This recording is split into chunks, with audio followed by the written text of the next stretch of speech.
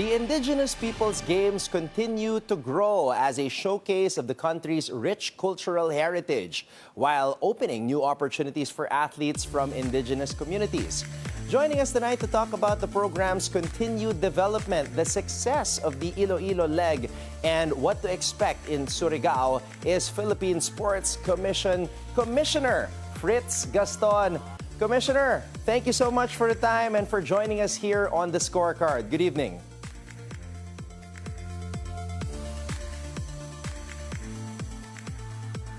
Good evening. I guess I'll start the interview.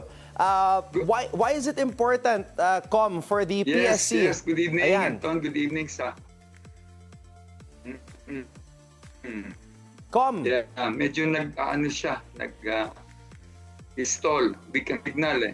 Ayan, okay na po, thank you for joining us on the show. I'll throw in the first question. Bakit po importante for the PSC to continue investing in the Indigenous Yes, sir. Peoples Games?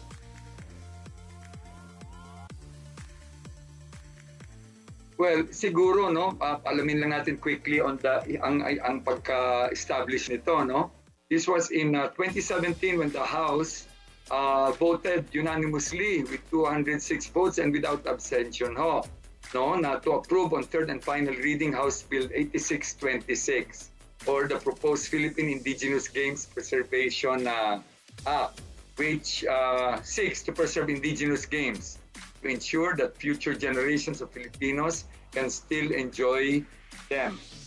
Ayun, ang pinaka-importante in layman's term, ito, Anton, is that para tayo, ang mga kabataan at saka yung mga lahat ng kababayan natin, hindi natin nakakalimutan ang ating mga indigenous, mga games natin, talagang kultura, part ng ating culture, tradition natin.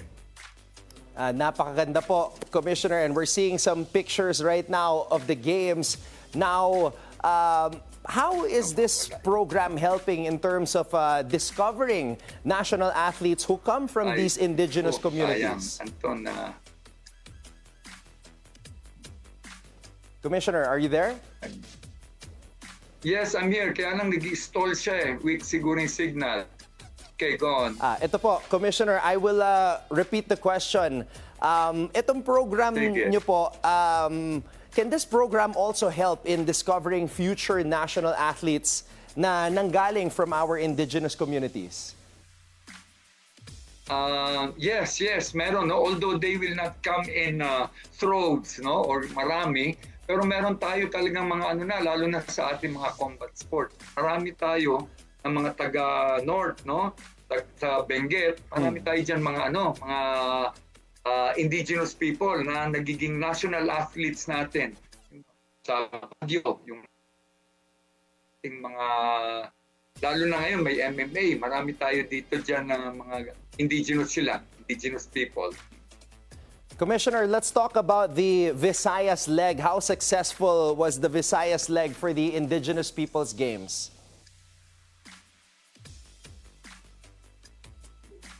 Yung sa Iloilo natin, yes, it was, no?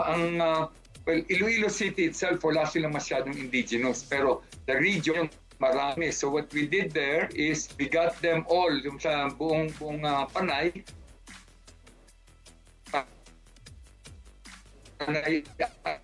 Island, lahat ng mga may trip doon, 5-6 na mga TK, Aklan, Capiz, Iloilo at Guimaras. Yung mga yon, no, marami sa mga tribo. So it became like parang mga intercity na mga labanan.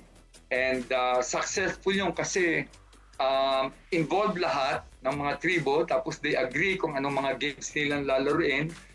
Tapos kompleto yan, from parada sila, tapos they come in, no? Meron silang mga performances nila. So it really became a festival for our indigenous people, no? Na may competitiveness, pero it's not, of course, in the level natin ng mga batang Pinoy o palaro, no? But it really serves its purpose na napapakita nila ang ating mga kultura na mga linalaro nila. ng mga panahon pa ng mga ninuno natin. Commissioner, from Iloilo, Surigao del Sur leg naman. So what can the participants and fans expect from the Surigao del Sur leg of the Indigenous Peoples Games this coming August 21?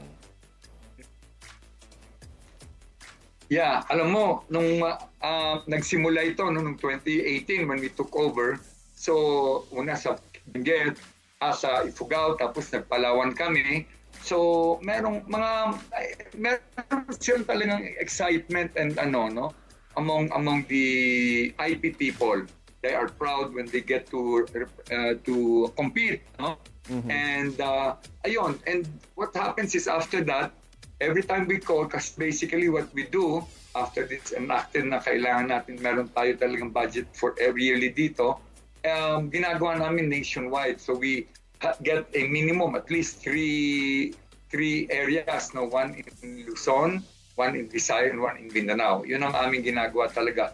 Tapos it rotates, no? It revolves in this. So pag nalalaman nila, itawag pa lang namin, sasabihin agad, yes, gusto namin yan, no? Commissioner, itong Surigao leg ngayon, before this was yung sa Agusan. Yes, sa Agusan when we held it, ayun, isa siguro yung sa pinaka-successful dahil it became a big festivity dahil ang nag-anong LG doon is the Governor Amante, no? And she prides herself to be a Manobo. Kaya nung it was introduced to her, kaya talaga it became a very big event. Na ang ginawa nila, ito yearly gagawin na nila yon on their own during the festival nila dun sa Agusan, lalaruin na nila, no? Ayan, nakikita mo sa screen na nagpapagada sila, no?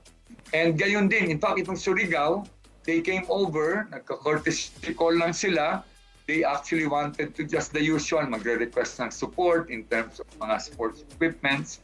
So nung nag-courtesy call sa office ko itong Surigao, si Mayor Alameda, si Mayor Nicolas Alameda, na mention namin yung IP, sabi nila, ba maganda yan, then we will really host that. And this was only, I think, 2 months or 3 months before when they came over, and it gave us little time lang talaga to prepare for it. Yun, very enthusiastic sila and very very accepting sila sa event na to. They have the passion and makikita mo yan sa nung initial meeting namin. Mm-hmm. They brought in all their council, the vice governor also came saying that they are very excited about this game. Ngayon, we're here actually right now, di ba? For our final meeting before the games. Mm-hmm. So we should do that in the initial, tinatawag namin ng mga heads ng mga tribo. Tapos pag-uusap-usap yan sila kung anong mga common sports, traditional sports na meron nila. Ayun, and then they will agree. So we will have at least mga 10 sports. No? Yan, and then this is played over a Saturday all day, and then it ends on a Sunday half day. All right. Well, Commissioner, thank you so much for joining us again on the show, and all the best this coming August 21 for the next Indigenous Peoples Games. Maraming salamat po. Yeah, yes, we hope to be able to video some of the games that will be played here, and baka pwede namin mapakita sa inyo just like yung ngayon napapakita nyo, no, yung mga games natin, no? For sure, Com, let's do that. Oo, yan. Thank you, and thank you for giving me the time. Mahirap lang dito, mahina ang signal. Medyo nagkakaroon tayo ng disconnect. Maraming salamat po. Thank you so much. We'll discuss this again soon. Thank you so much, PSC Commissioner Fritz Gaston. Maraming salamat po.